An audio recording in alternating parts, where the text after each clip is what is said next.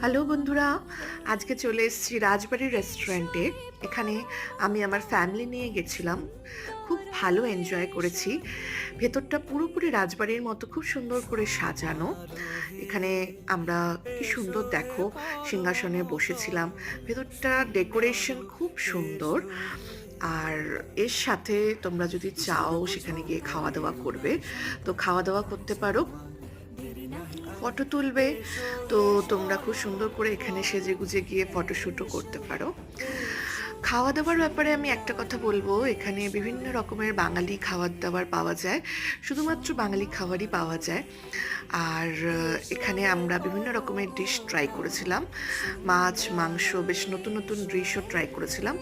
তো খাবার কোয়ালিটি আমার সত্যি কথা বলতে মোটামুটি লেগেছে, খুব একটা ভালো লাগেনি। তবে সব মিলিয়ে ঠিক আছে, খুব সুন্দর